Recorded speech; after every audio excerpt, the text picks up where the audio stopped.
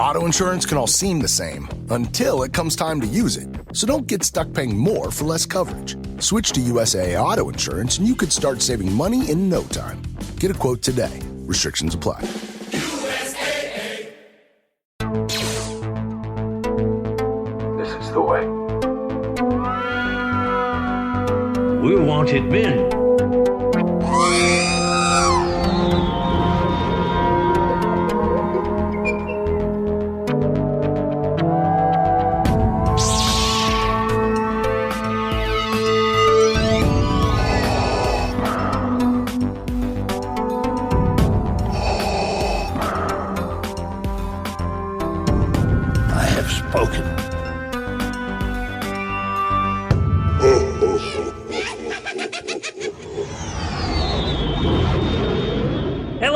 Welcome to another edition of the Smuggler's Galaxy podcast.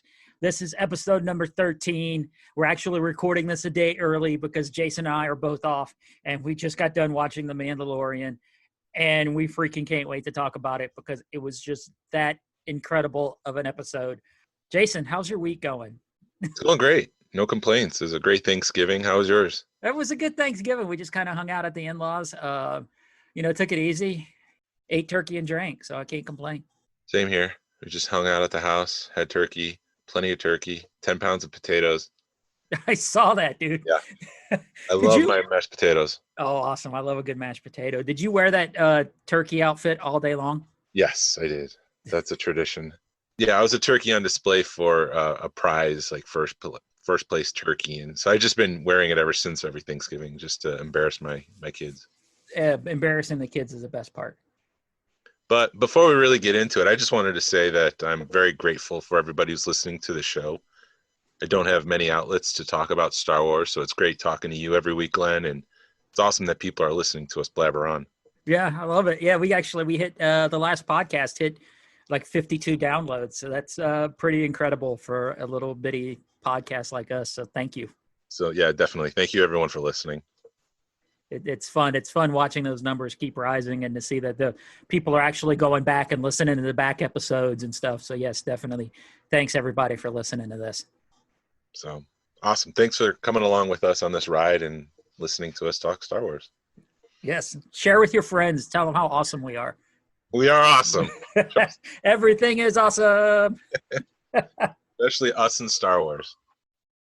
Yeah. My week, I didn't really do a whole lot, in Star Wars this week. I didn't buy anything. Nothing happened. Nothing. Yeah. Just Turkey Day and watching Black Friday sales and going, damn. Yeah. That's part of the problem is that I'm in Christmas mode. So I'm buying big things for my kids that I don't want to say in case they either hear this or listen to it later. But we bought a couple big purchases for Christmas. So don't really have a lot for Star Wars. I did pick up that Disney store key. It had the child on it. It was awesome. Exclusive for Visa credit card holders. So we picked that up. Did you do that online? Yeah, we did that online, and I hope to get the Remnant Stormtrooper, which is released in for the Black Series at Target this Sunday. Oh, we do need to talk about we're too freaking excited about the damn Mandalorian today. Yeah, Hasbro's back on Monday. Yeah, they released the child in the 3 3/4 size. Yep, they released the child in Grief Karga, but the child, there's actually 3 different versions of the child coming out. Oh wow, which ones are they? The Razor Crest version has the vac metallized pram, and he's got a smiley face with the knob shifter in his hand. He also comes with the soup cup. There's the single carded version, which was announced on this past Mando Monday, and he's got a more nervous expression on his face. It's kind of like that downward frown almost, showing his teeth. And that version comes with the frog. And then there's the final version, the 2-pack with the Mandalorian and the child. And he has like a neutral expression on that. I really want to know how small those things are going to be because the Black Series version is just insanely small. So I could just imagine how tiny the 3 3/4, vintage version. Just looking at the Black Series right now and where he comes on the Black Series version of the Mandalorian, this thing's got to be a half an inch tall. Yeah.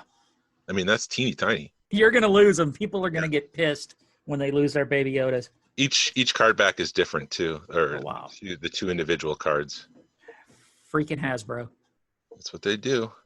I did some digging this past week to try to find the terms of the Hasbro Disney license for Star Wars, and the only thing I could find that the deal was renewed in February of this past year, but no other terms were disclosed other than being a multi-year extension. And the deal was for both Marvel and Star Wars, among like all the other Disney properties. But if it's a short-term deal, or if Hasbro was thinking they're going to lose the license, then they're not going to be investing a lot into Star Wars because of the cost all the cost that goes into creating those figures. I'm just thinking that we're kind of in a rebuild period right now where they have the license once again and they can start issuing new figures. But to get there, they have to do a lot of repacks, like what's going on right now with the child here. I guess they're changing it up a little bit more with the child versus just painting them a different color. Yeah, the body's the same. The arm is a little bit different in some of those cases. The face is the only thing that's really different. That's just, again, speculation, and I'm just curious. At least they didn't make a Christmas-themed Baby Yoda. Not yet. Or we need to start calling them something different, but we'll get to that in a minute. Spoilers. Spoilers. Oh, my God. Wow. Godly. It just, yeah, let's just get into it, man. Okay. Because I don't have anything else to talk about. We're just going to bullshit for another 5 minutes, and we really want to get into Mandalorian. Get into the meat of it. Yeah. Oh, my God, dude. As always with this show, more questions than answers. But what wonderful questions they brought up this week. Yeah, I have tons of questions. I'll save them to the end because I don't want to spoil anything in the middle of our breakdown here. I'll let you start since you're good at doing it. Okay, so this is Chapter 13, The Jedi, written and directed by the master himself, Dave Filoni. Oh, my God. The opening of this, you're there. There's no question. You knew it coming out the gate. Ahsoka was going to be in this. As soon as I saw those white sabers, oh my God. Yeah, I thought the vibe and the aesthetic of this episode was just very special. It's very samurai-like. Like there was a very samurai feel. Even the walls to the city felt like some sort of samurai movie. The whole feel for this whole episode, I got it. Even the actors, it was like old school samurai spaghetti western. And they went back to the things that inspired the original Star Wars, which I think is perfect. That's exactly what you have to do for a Star Wars film or show or something like this. But we're on the planet Corvus, this is the city of Caladan. We open, there's bells ringing and people are running. We see blaster fire out in this scorched forest. Someone is out there, but we don't really know who until we see, like you just mentioned, those white blades appear and they light up the face of the person holding them, who is Ahsoka Tano, played by Rosario Dawson. I'm hearing people didn't like it, but I thought she did a great job. I think she really studied up on Ahsoka and on how Ashley spoke, because the first few words out of her mouth were like, is that Ashley? Because she did such a good job with that version of Ahsoka. Why do you think they didn't use Ashley? Unlike Katie Sackhoff, who played Bo-Katan, Ashley's never done any live action stuff. Katie had been in Battlestar Galactica and's done live action stuff, so she knows how to act versus Ashley, who, has basically just been a voice actress. And I think the heart and soul of Ahsoka is Dave Filoni, and he's able to guide Rosario through the character and help her develop it in live action and tell her who the soul of the character is. Yeah, I thought she did a good job. It didn't throw me as bad as Bo-Katan did, just simply because I guess I just, what you're getting with Ahsoka, and she's going to look weird in live action, quote unquote weird in live action. Yeah.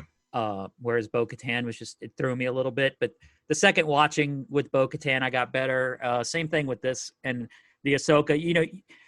You're nitpicking when you're looking at Ahsoka. I was kind of nitpicking, and I'm like, well, her horns or her hair should have been big. I don't know what they call that. Her hair piece should have been a little bit more dramatic, because it did feel like they went to the Padawan version of Ahsoka for the hair piece versus the older version. But maybe it's a live action thing. Did you pay attention to the music throughout this whole thing? Yes. Oh my God, dude. Yes. The music. Okay, number one. Watch the Clone Wars, watch Rebels, because Dave Filoni just builds, and it's like layers on top of layers on top of layers. And at least watch the parts of, you can do some research. You could see what Clone Wars lead up to Mandalorian, so you don't have to watch 7 seasons of it. Yeah. And Rebels, just freaking watch all the Rebels because it's just amazing. But the music in this episode, when they first show Ahsoka and she's talking to the lady, it's either Ahsoka's theme or Clone Wars. And it's just, I'm getting goosebumps thinking about it. Mm-hmm. Yeah, layers upon layers, like you just said. Oh, but go ahead and keep going. Okay, we'll keep going through the episode because I do have some notes here about the music, so I'll get into that too. Yeah. So I liked Rosario Dawson. I thought she did a great job. If not Ashley, I think she was a great choice to play Ahsoka. And my wife knew who it was right away. She's famous for Josie and the Pussycats. Oh, yes. I forgot about that. I was like a kid on Christmas Eve last night. I couldn't sleep. I was excited. You kept checking your clock. You're like, I got up at midnight. And I'm like, no, it's not time yet. And you get up throughout the night and you can't sleep because you're like, okay, I know what this is going to be. I know what this episode is. I woke up and first thing I did was turn it on and I was like, my wife, we're all off today. And she was like, she's like, what are we doing? And I turned it on and she goes, oh, it's Friday. So she knew what was up. And yeah. I didn't even get on my phone until purposely because I knew there were going to be spoilers out. We'll go back into the breakdown here. Ahsoka is attacking all these invaders or soldiers. We're not sure exactly who at this point, but there's great reveals of Ahsoka. She kind of just appears in the fog with her lightsabers and then she disappears again, which I loved. It's definitely an Aliens vibe again, or just a typical old school action, somebody's coming to attack you vibe. And speaking of aliens, so hold on, we'll get back into that. So there's a magistrate who is in charge of the city, and Ahsoka's looking for information, and she's giving the magistrate 1 day to surrender, or she's going to make her surrender. Surrender on your own, or I'll make you do it, kind of thing. And there's a number 2 there next to the magistrate who apparently, it is Michael Biehn, and I kept looking at this guy like they should have got Michael Biehn for this character. I didn't recognize him until the credits. That was the dude from RoboCop, right? No, he's from Terminator. He's from Aliens. So it was okay. Kind of funny that you mentioned Alien because he was in the second one. Knowing who he is now, he played himself or played the character. Yeah, he played a great character, and I thought that was perfect casting. And so after that scene, we're back in the Razor Crest, and the child wants to play with the shifter knob, and he uses the Force to get it. That damn shifter knob, dude. Yeah. That's what he loves. He loves his toys, which I'll get into it in a little bit about that too. But Mando lands in the city. He speaks with the magistrate who promises to give him a spear of Beskar if he kills the Jedi. Yeah. And really, he just wants information about where the Jedi is. So he doesn't commit to killing the Jedi.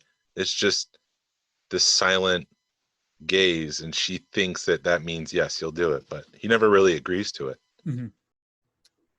Yeah, that whole scene, it definitely, you're back to that old school samurai feel because you have the town who she's set up in the middle of, and everybody's poor, everybody's in poverty, and then when it gets through the inner gates, it's like this sanctum, and everything's clean, and she's got for a lack of better term, a koi pond surrounding this really beautiful house. And speaking of music and noises and everything, did you notice what all her guards, they sounded like probe droids? You kept hearing like a probe droid behind them. I thought they sounded like Death Troopers. The droid sounded like Death Troopers, but then the guards I thought had a probe droid sound going. No, I didn't pick up on that. Okay. That's good. It's very faint, not very faint, but did you notice that the probe droids the assassin droids look to have the same robes as Cherid from Rogue One? No, I didn't pick up on that. I was watching for everything in the background. All the little details. Yeah, speaking of details, some of the things I missed when Mandalorian walks into the city, there was a droid there, a familiar droid from Return of the Jedi. I think it's the one that was being tortured in Jabba's palace. It was the torture droid, not the one. The one being tortured was a Gonk droid, wasn't it? Yeah, but there was a white one that was being pulled apart. Oh, okay. It was the previous protocol droid. Oh, there you go. Yeah, that's true. Yep. Villagers are being strung up. They're being tortured because they're not obeying the magistrate. So there's a whole samurai vibe there. And like you just mentioned, when he goes inside the inner walls, the color palette shifts a little bit. It's more colorful. Plants are alive, unlike the rest of the planet. Everything else we see, for the most part, is dead. So she's got like this hidden sanctuary that nobody else can get to, only her. Right. Which conveys her power in the city and on the planet, I guess. Yeah. And apparently those HK droids, which you were just mentioning, are from the Knights of the Old Republic game, which I never played. But when I did a quick Google search, it seemed like they were part of that game. Mm-hmm. Dude, Dave Filoni must love that game because he's pulling a bunch of stuff out of it. And then, so the Mandalorian agrees to, find the Jedi. He goes out and has some sort of tracker to locate where she is. And here is where I made a comment that the music sounded very much like Blade Runner in this episode. Okay. Just like long notes and different tones and stuff like that. So yeah, the music is stellar in this episode, and I think it stands out as some of the best so far. Awesome. But then Ahsoka drops down and she attacks the Mandalorian. We find out that Beskar Steel can deflect lightsabers. Oh, dude, there you go. Yet again, just another awesome action sequence. He wraps her up with rope, very reminiscent of Boba Fett doing that to Luke Skywalker. Oh, yeah. Of the Jedi. He shoots out his rope, which wraps around Ahsoka. Ahsoka is able to jump up over a tree branch and land. And as she lands, she pulls the Mandalorian up with her. So he's strung up from a tree, and then he breaks down, and that's when there's a standoff, and he tells her why he's there. Yeah, and she stops dead in her tracks. Yep, because that's a name she's very familiar with after season 7 of the Clone Wars. Midweek, I realized Ahsoka was there at the Siege of Mandalore, so she knows Mandalorians. Yes, so she's familiar with it. She's more than familiar with it. She's done her best to liberate them from Darth Maul. Right. Yeah, I didn't think I'd be this excited to see Ahsoka, but as you'll get in a minute, Dave Filoni's opened up a whole new can of worms in this episode, which I am just, I can't wait to get into. So Ahsoka and the child are silently communicating through feeling. Wait. You there again. You missed a part. Okay. Because when he goes, I have to talk to you. And then she looks and sees Baby Yoda. All right. And is like, I hope it's about, and it's all like she perks up and it's like, I hope it's about this little guy. I'm sure it brings back some memories and feelings of her. And that's when she mentions, I've seen one before. Yep. In a wise Master Yoda. I don't think she calls him Master Yoda, but she calls him Yoda. And not yet. Oh, that's not yet? Nope. No, she says, I hope it's about this little one. The next scene we see them just silently communicating, and we find out it's through feelings. Yeah. Ahsoka is learning the child, and she smiles, and it's just that moment of true Ahsoka, I think. Like, Ahsoka sees beauty, and she sees beauty in this child. Mm-hmm. And she's loving the expressions through the Force. And I thought that, again, Dave Filoni really putting the soul of Ahsoka into this character. She just drops this name bomb on us. Yeah. There again, here's a throwaway line. Yeah, and it's so important. His name is Grogu. Mm-hmm. We also find out definitively that he is a he. Yeah. So Grogu, and then she goes into the backstory that he was raised in the Jedi Temple and he had many masters, and he was hidden when the Empire came along, and somebody took him from the Empire. Someone took him when the Empire came, and he was put in hiding, and he became very sad and lonely because of that. And I think he's been pulled into the darkness a little bit. That whole scene, jeez, you really felt bad for Grogu. Yeah. You know, and I did. You're listening to it, and then you hear her mention Yoda, and then it just, damn it, the wife looks over at me, and she goes, are you crying? And all I could do was shake my head, because it was just so emotional, this whole episode. Yeah, I got goosebumps when she mentioned Master Yoda, and Yoda's theme came on from Empire Strikes Back. I just thought that was extremely beautiful. Mm-hmm. It's a beautiful throwback. at the mention of Yoda, but no mention of Yaddle. Yaddle gets kicked to the curb once again. uh, Poor Yaddle. well, he was kind of freaky looking, or she, or I think Yaddle was a she, okay.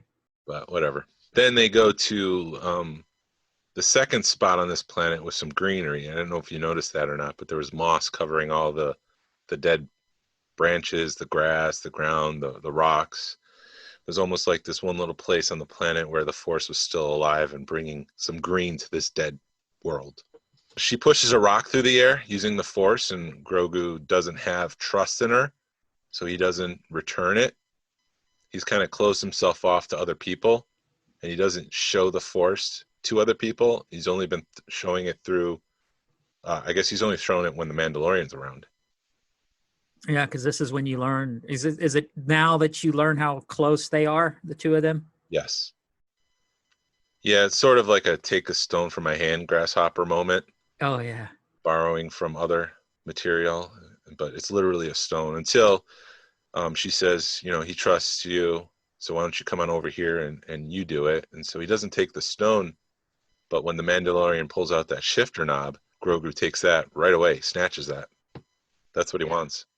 And you can almost feel how fast he pulls it in, because you hear it hit his hand, like almost like a baseball mitt. And I thought this was genius. So either Filoni is a master storyteller and he set up this shifter knob thing in season 1, or he saw the opportunity to use that to show how much trust he has in the Mandalorian, and he used that for the advantage of the story, to push the story forward, which I thought was just genius. Either he planned it or he used it. He saw an opportunity, and that's a true storyteller right there. We need to get ready for a long game on this show. The deal that they make between the Mandalorian and Ahsoka is that the Mandalorian will help liberate the city, and Ahsoka will take the child, Grogu, to train him. Yep. As he was kind of told to by the armorer. That was the quest that she gave him. So this would be the completion of that quest. Is this when she says she can't train him, or she will, or oh no, she said she won't train him because she's seen he's got a real power or draw to the dark side? No, she doesn't really say that so much. She basically says something like she has to be careful because he's so close to the Mandalorian that he could go to the dark side. He's got attachments, and that's something the Jedi kind of pushed against, having attachments with someone, because if you lose that person, then you're going to turn to fear and anger and hatred, and that'll push you to the dark side. Yeah, and she does. It comes right to the tip of mentioning Anakin, but she doesn't. Right. She's talked about some of the people that she's lost. But I disagree with that. I think the Jedi should have attachment. I think they should love everyone and everything. And I think they should practice forgiveness when they do lose things. I mean, these are supposed to be wise, powerful people with only trust in the Force.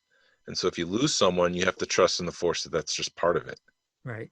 And so I think that's just the Jedi becoming less Jedi and more filled with the dark side, pushing people away, pushing Jedis away from people, from attachments. To lose someone, they don't really care because they don't care about that person. They don't have the compassion. It's all about, being part of the Force or whatever. Right. But that's just more about the lore about Star Wars and Jedi. But so she goes to the city, and there's just some really great. I mean, Filoni's crushing the cinematography here with. Did you notice how, like, when Baby Yoda hears Grogu, he like a puppy? Yeah. That was cute. Yes. Because he's recognized his name. Yeah, and he's like, I hadn't heard that name in forever. Right. And then while they're walking, Mando and Ahsoka are walking through the forest, and they're talking about the defenses that the lady has in this town. And he goes, "Your laser swords this will be no match even for your laser swords." And as soon as he says laser swords, you see Ahsoka smile, like, you dumbass. But now they're at the front of the town. Yes. So they go. She goes to the town. She's alone. She jumps up onto the wall. She slices the bell in half. She destroys some of the invaders that are taking over the town. She lands inside the walls, and there's just, like I was just saying, Filoni crushes the cinematography here with the atmosphere. There's wind blowing, there's some smoke.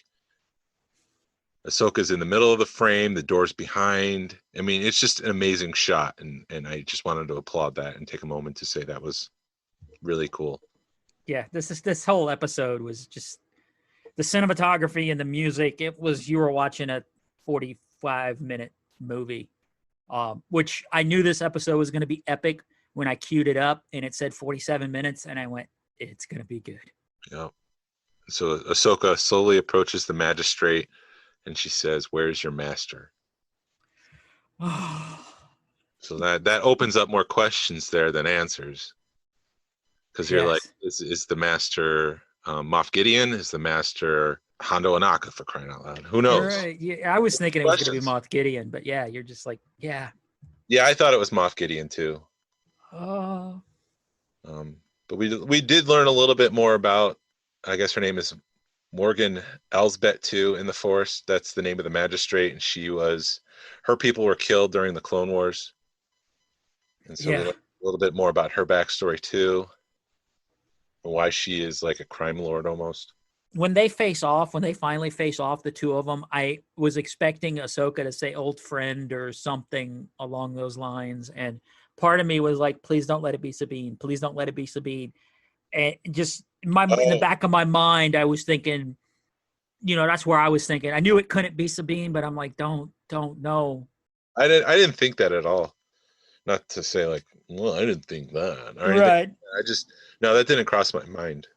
Maybe I'm just so ready to freaking see Sabine in this show that I'm like you were doing last week, just casting stuff, and my mind's like, They decide to try to blast Ahsoka. She jumps on rooftops, which again is like samurai films. It's just amazing shots, and she takes off, and all the guards follow after her. And once they kind of break up, the Mando flies in to save the prisoners who are strung, kind of in these electrocution kind of pods outside of the inner city wall. So he comes down and he saves them. Spotted a Loth cat. Dave Filoni can't help himself but drop those in. There were two of them in there. Yeah, I didn't see the first one. I only saw the second one that kind of... Yeah, the first one was really, really fast, and it was in the foreground, and I just happened, you see something move, and you're like, hey, Loth cat. Yeah, my son spotted it. I didn't. Even my second viewing, I didn't see it. Yeah. But then Ahsoka knocks out one of the HK droids. That's where Michael Biehn shows up, and he's about to like be one-on-one. The HK droids show up. She takes out one of them and then takes off. The second HK droid kind of jumps up onto a roof and flips up and goes to chase her down. A very Western feel and samurai feel at the same time. Ahsoka drops in on the magistrate, and there's a big face-off there. The Mandalorian faces Michael Biehn. That's a very Western feel. There's a nod between Ahsoka and the magistrate. It's almost like a nod of respect. We're both warriors and we're about to fight. They have an understanding about what needs to be done. When the magistrate knocks the spear on the ground and you hear that clang, I mean, that is just like, this is my weapon and I will use it kind of moment. It's almost like a samurai kind of feel again. And you can't forget the robe drop. No, yeah, absolutely. Yeah. Very Obi-Wan Kenobi prequel feel to it. Yes, yeah.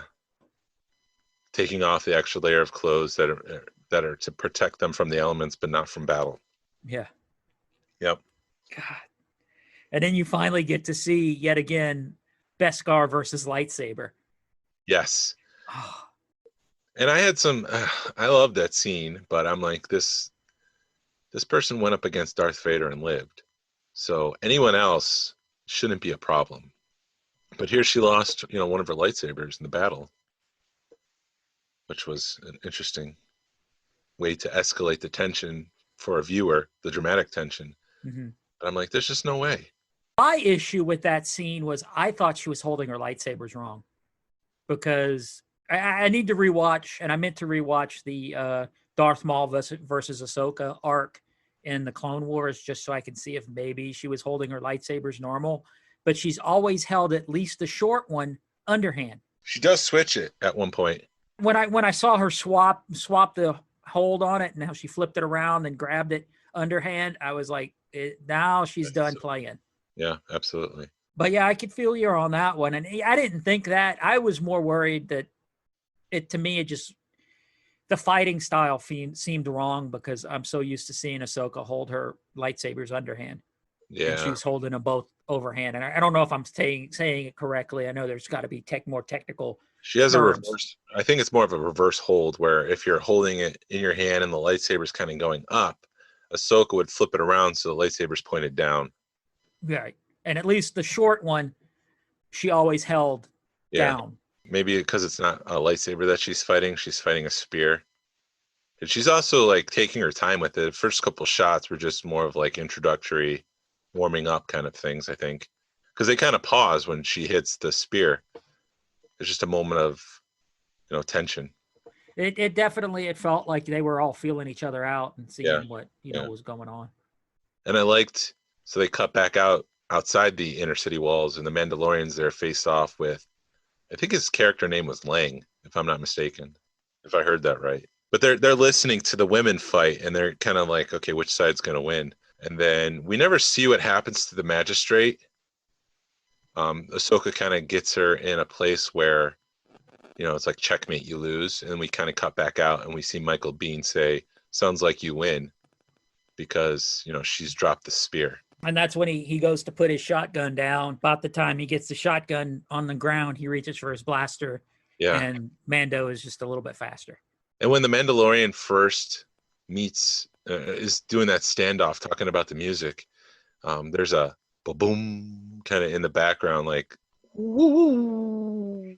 It's kind of like a stand-in for that. And even the music kind of goes woo afterwards. Mm-hmm.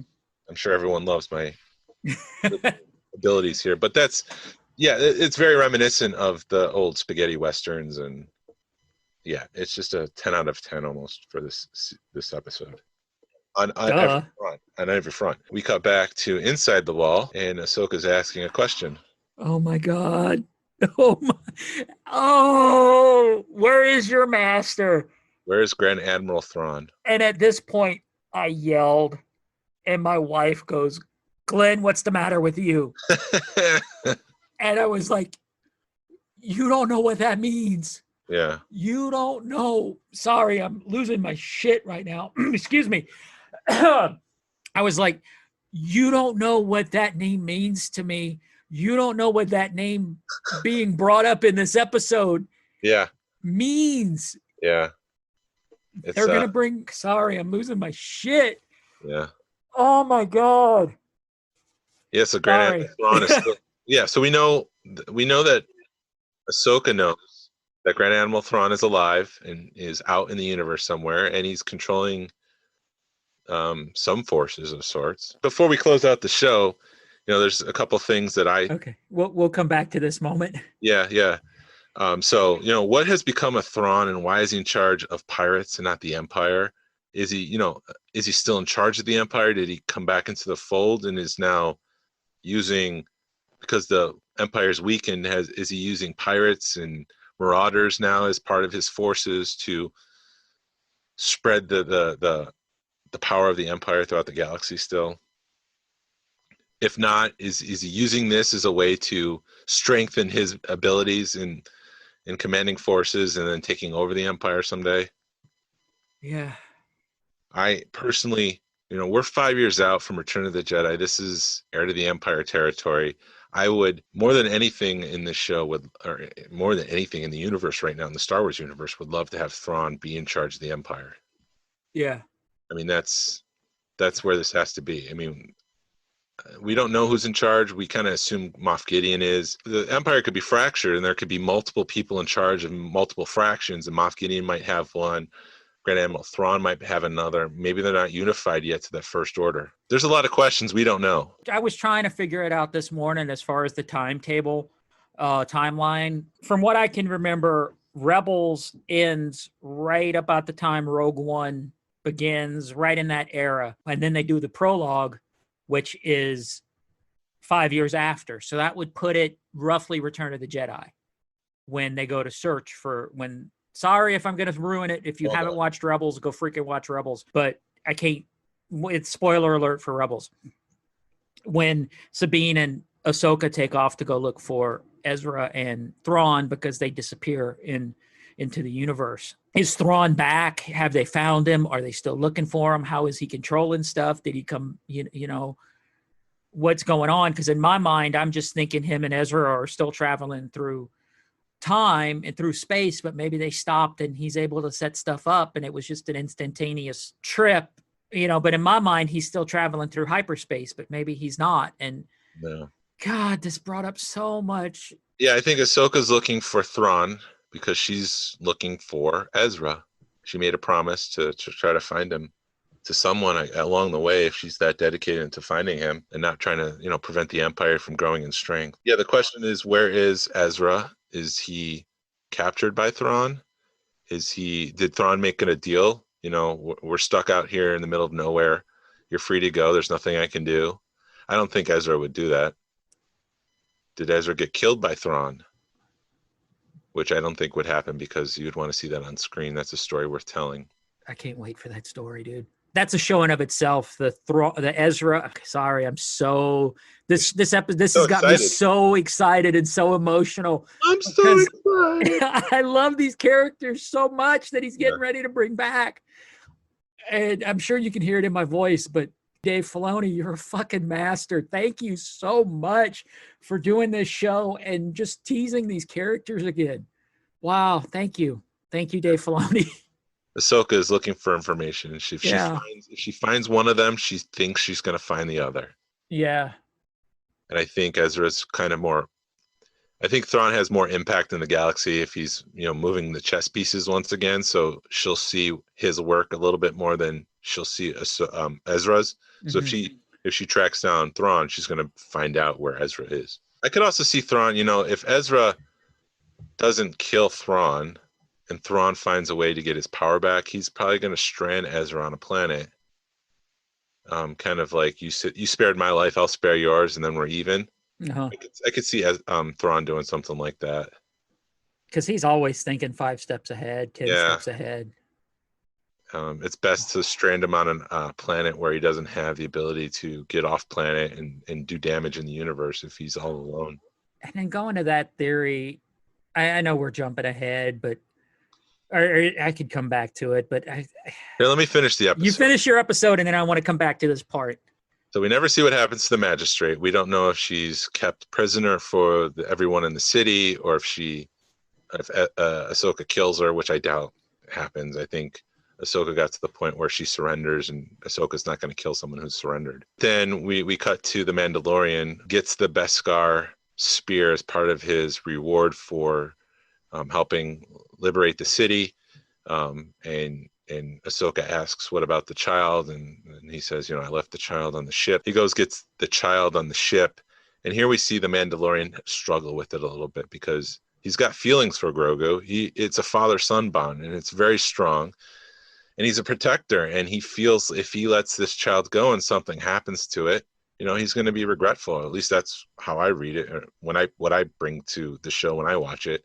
I don't think he has the ability to let the child go anymore. While that's happening, and they have that shot of the Razor Crest that just is lingering on that, and I'm thinking something's going to happen. I thought maybe Moff Gideon would pop up, or hell, even how amazing would that have been if Thrawn would have popped up at that moment, but nothing bad happens. Then Ahsoka does show up at the ship, and she says that she can't take him, that they have to go to Tython, which has an ancient temple on it. They don't say it's a Jedi temple. She just says ancient temple.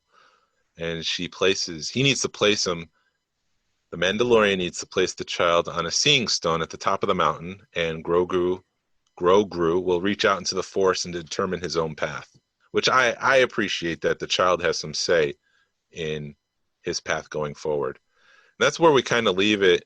I love the smile Ahsoka gives as the ship takes off. It reminds me when the red lights of the ship kind of reflect on her face. It reminded me of Yoda watching Luke leave for Cloud City in a way. Yeah. But she was smiling, and I felt like she was feeling something in the Force. And that's just what I kind of took away from that last shot. It was just a very special last shot of Ahsoka just smiling and feeling something, I think. Obviously she's feeling joy, but it's like, what about it? What's going on there? What if Ezra is the Jedi that they find? What if it's a dark Jedi that responds and brings him? What if Ezra is a dark Jedi at this point? Oh my God. And he brings him to the Empire. I'm still, especially after this last episode, when we see the bond between father and son, there's a lot now to lose for the Mandalorian. Uh-huh. And so the worst thing that could possibly happen to him is to lose the child. And I think he is going to lose the child at the cliffhanger. Something's going to happen. I have that feeling that either Moff Gideon will get him or that dark Jedi. Shoot. What if the cliffhanger is freaking Ezra and sorry. The Rebels crew means the world to me. Yeah. Those characters. Yeah. Are just, I love those characters, and just knowing that the possibility of them showing up in this TV show blows my mind. Let me get into one little piece here that I have a problem with this episode and this season in general. And then we can go into speculation of where the Rebels crew is right now. Okay. The driving force of this show can easily become cameos and stunt appearances. It's going to be more about, who's going to show up in the next episode than the story itself, which I'm a little afraid of, that it's easily becoming that with Cobb Vanth, Boba Fett, Bo-Katan, Ahsoka, and now Thrawn. It's like, who's next? Luke Skywalker? I just don't want the show to become all these cameos and Ezra and Zeb and Hera and all that. I don't know. I feel like that's a separate story that should be told. I don't feel like it should be the Mandalorian story. I agree 1,000% with that. I am fearing that, yeah, it is. It's like, okay, who's going to pop up? And, oh, nobody good popped up, so it's a crappy episode. It definitely, this season has been fan service, and it has been, let's see what happens. Jumping off of what you're saying, episode 2 this season, there's no cameos.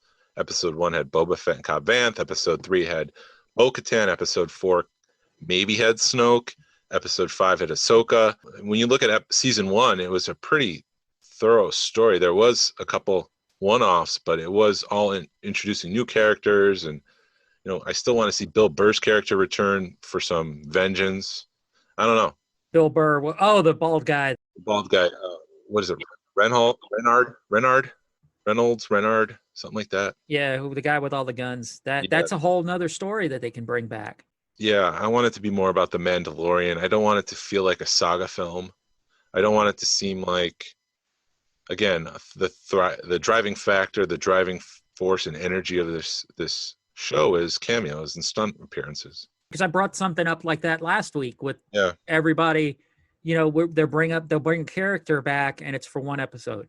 Right. Instead of, I was really hoping Ahsoka would look at him and go, I'm gonna go with you, and hop on the ship and ride shotgun, but that didn't happen. And there's a lot of theories that this is gonna kind of springboard her own show, or at least of an 8-episode, 1 season, 8-episode thing, because Disney Plus has a bunch of that stuff. Limited series. Yeah, limited series, which I think would be amazing to wrap that up in one more season. Kind of like Kenobi is going to be a limited series. Yeah. I'd be happy with an 8 limited series, Ahsoka, Sabine, because it doesn't need to be drawn out. That can be told, I think, in 8 episodes, especially on Disney Plus, where they're giving him the freedom to do what he wants to do. I don't want it to be, it'd be nice to get back to storyline, because it is sort of like, all right, go to this planet, go to that planet. Even into the grander scheme of things, I mean, Chewbacca could show up in 1 episode. Oh, jeez. And he's still around. Yeah. He breaks off from Han for a little bit. He can go on an adventure with the Mandalorian, and I don't necessarily want that, because it's getting too close to the Skywalker saga.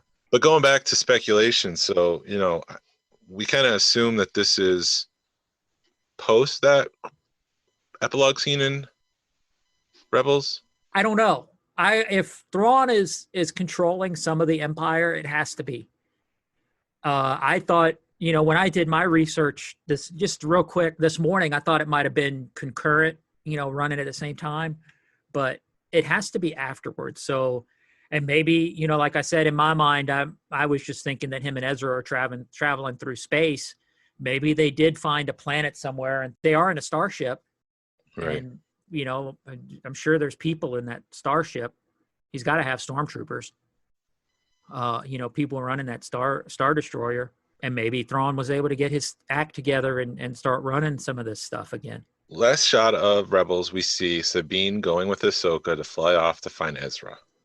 Yeah. That was the promise she kind of made. So now we know that Ahsoka's on her own, which means at some point we can only assume that they broke up, not necessarily like in a negative way, but you go your way, see what you can find. I go my way, and we'll rendezvous somewhere else. Possibly. Right. Hera and I think his name is Jason. Yeah. Great name. They're off doing their own thing. They're actually fighting with the rebels. With the Post Return of the Jedi? Yeah, she said that they fought in the Battle of Yavin, I believe. Well, that's or Yavin is that Yavin in A New Hope or Yavin when does Battle of Yavin is A New Hope. So we're post Return of the Jedi, so we're post the second Death Star. So maybe Battle of Endor, but they mentioned that they fight with the rebels. Well, yeah, I mean they show up in Rogue One. Right. I think they show up in Rise of Skywalker. The ghost is in Rise of Skywalker. Yeah. So we don't know if Hera's in there, but there's a possibility Hera could show up, and we don't know what she's doing right now. Yeah. The last we saw of Thrawn. Oh, let's jump back to the big guy himself. Zeb went to his home planet, right? Yeah, they took Callus to his home planet. Yeah, and that's kind of into the sunset with those characters, I would assume. Yeah. I don't think we'll see them again. I don't think they're relevant to the story. I think they had their happy ending. I got a theory, or I've actually heard an interesting theory about those two, that they were actually a couple. Oh. Yeah. Somebody was like, yeah, they're a couple, it's been a while, but there was a theory that they were a couple. There's a bromance there. Yeah. Could work. Hey, if Lando and L3 could be a couple, I guess they could work with Zeb and Callus. Sure. Let's include everyone. Right. But I think they're in a good place and they're not coming back. Finally, Thrawn and Ezra, as we've kind of been talking. Ezra kind of has Thrawn alone on a Star Destroyer, and he takes off into hyperspace. And we believe that they're continuously shooting through hyperspace, through unknown regions, probably even outside of the Star Wars galaxy. But we don't know any of that. We just know that they've taken off into hyperspace without any coordinates. Right. I mean, there's a good chance that they could have hit a planet or something on their way, which doesn't seem like the case now that we've seen this past episode. But the speculation is what happens after that. Did Thrawn make a deal with Ezra? Did Thrawn find a way to strategically outmaneuver Ezra? Did Ezra just assume that Thrawn is, kind of off the chess table, so to speak, and he's free to go and find his own path? Who knows? Dave Filoni just opened up a big can of worms that I've been wondering for the last since Rebels ended. What happened to those characters? Because he left that show open-ended. He did it with Clone Wars. He brought Clone Wars back after years of being shut down. Does that mean that the Rebels will come back, but live action, or they'll bring it into the cartoon? Jeez. Yeah. This episode just brought up so many questions. I mean, if there is one answer, it's that Dave Filoni is still working on those characters. Yeah. And so I'm sure he's working on a story for Sabine and Ezra and Thrawn. Who is your dream casting? Well, let's do that real quick because we have some time here. Okay. Who's your dream casting for Thrawn? Oh, geez. I have to go back to... I keep saying the guy, Cumberbund. Benedict Cumberbatch? Cumberbatch, I think he'd do good, but you got to do somebody who just can act dry.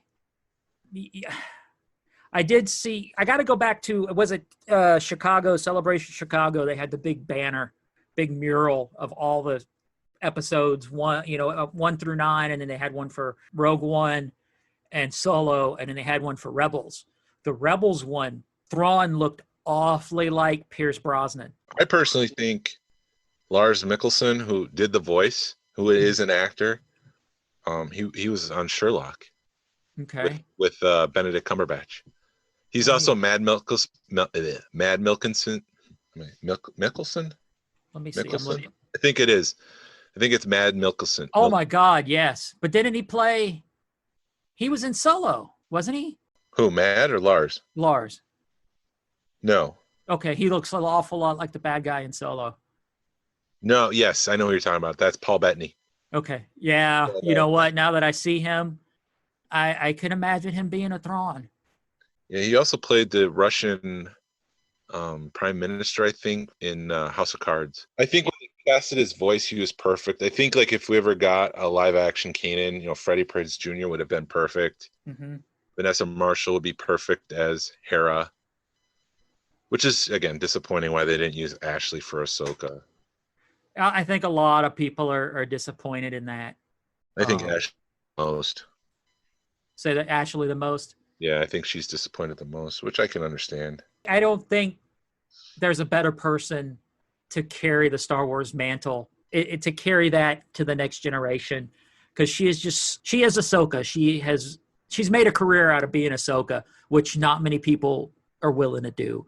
She's has the clothing line. She shows up at stuff. You'll see videos of her showing up at a convention with cupcakes to give to the fans, and she gives her time. And she's just Ashley Eckstein is what Star Wars needs to be. I think she embodies everything that is good in the Star Wars universe and brings it out to the real world. And not being an Ahsoka fan 2-3 years ago, I'm becoming an Ahsoka fan through everything, rewatching Rebels and watching Clone Wars and just seeing the stuff that Ashley, you don't have a choice but to like her. She's the good in Star Wars. Yeah. I think you said it perfectly. I don't know what else to add to that. What about Sabine? Do you have any dream casting for Sabine? I hadn't even. Ezra. Jeez. See, I suck at this kind of stuff because I've never even thought about it. I think Ezra would be cool if he came back with a beard like Kanan, like he's following his master. Yeah. Oh, who would be a good? You'd have to get like a younger actor, somebody. I guess somebody maybe a little bit unknown. But yeah, dude, I suck at this kind of stuff. Who would I want to be? Just true to character, I guess. Like Rosario Dawson was as good as she could do, true to the character. Mm-hmm. There was some wisdom in Ahsoka in this episode. There was some history. You could tell that this was somebody who trusts in the Force, had seen some things, is not a Jedi, but is pretty close to being a Jedi for all intents and purposes. Who would be your dream casting for these guys? That's a great question. I don't have one. I was hoping you did.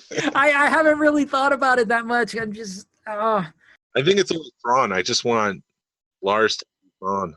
I think he would make an awesome Thrawn. Now knowing who he is and seeing him, and knowing, yeah, I think he could act dry with that little bit of. Oh, you said he was the voice, right? Yes, but Mads was in Rogue One. He played Jyn Erso's dad. Okay. That's who he was. So then he can't be Thrawn. No, he can't be Thrawn, but the brother could be. Yeah. Duh. People were probably yelling at us as they were listening. No, they were in Solo. You were in Solo. No, it's Rogue One. Yeah. Sorry, we're in overload mode right now because of Ahsoka in this episode. We're not thinking about much other than how awesome it was and feeling things. This episode was it's got me all torn up, and then talking to you about it's got me even more torn up, and just hearing freaking Grand Admiral Thrawn's name again and her saying it like she did. It just, to me, just that mention, damn it. Yeah, because it opens the whole can of worms up again. I'll be heartbroken if Thrawn's not in charge of the Empire right now. It would make sense. He should be. And I mean, how much of the Thrawn trilogy are they going to want to bring back? I've been meaning to reread those, but I keep finding new books to read, and I haven't read the Thrawn trilogy in years. Yeah, it's been a couple years since I reread them, but I don't know. I mean, if he's in charge of the Empire and he's trying to bring back, I don't know. I see Thrawn as somebody looking forward and not back, and looking forward to seeing what needs to be done. I don't see him trying to bring back the Emperor or Snoke, and that's just my personal take on the character, and I could be wrong, but I just don't see him being, saying we need to get back the Emperor. We need to. Based on some of those books that Timothy Zahn's been recently writing, Thrawn is using the Empire for order. He's not using it because he believes in it necessarily And so I just think he'll be using the Empire again for order. I don't think he necessarily thinks I don't think he has loyalty for the Emperor. Uh-huh. I don't think he needs to bring him back. Well, maybe Moff Gideon is kind of working in the background and he doesn't know about it. So he's got this secret project going on. Yep. And then we'll see could you imagine seeing a battle with him and Thrawn? That would be amazing. Because Thrawn can kick some ass when he needs to. Oh, and there was what was his name? It was just a throwaway line in Rebels. Captain Pelion, if I'm saying that right. He was in Rebels. Oh, geez. And he's in Thrawn? He's in Heir to the Empire. He's kind of the second command that kind of reports to Thrawn. Mm-hmm. I think he was in some of the other books, too. Let me pull this up. Forget it. Cut all this out because I'm so unprepared. We were just so excited to freaking record this morning. We just couldn't stand it. It's like, we got to get this out. Yeah, and I'm sure you're going to watch it a third time just to watch how she holds the lightsabers. Yeah. But I think I'm going to go have more turkey. And then I'm going to go to Ollie's because I saw that they had some vintage collection figures. I don't know if they have them at our place, but there's a couple old vintage collection figures, old from like last year, that I still need. And I'm hoping I can track them down there. I just want to give a quick shout out. December 5th, there's a toy swap in Powder Springs. You can find it just called Toy Swap Meet. Just Google it off Facebook. It's outside. This is Martin, who used to help run Toylanta. He runs Retroville Toys. He's been doing it. I think this is his third or fourth one.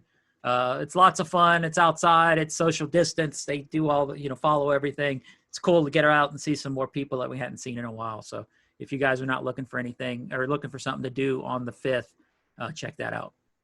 And if you are not fans of or followers of the Georgia Alliance of Star Wars Collectors on Facebook, make sure you read our rules and agree and join us because we have some holiday specials coming up. Yeah, that's going to be fun. We're going to be doing that here soon. Try to bring some of the holiday joy to everybody. We got some big names, right? Supposed to be, yes. Yeah, we do. We got one pretty big name that, well, I don't know if, yeah. We haven't announced anything, and I don't know when this is going up, so. Yeah, this will be up on Monday. So, okay.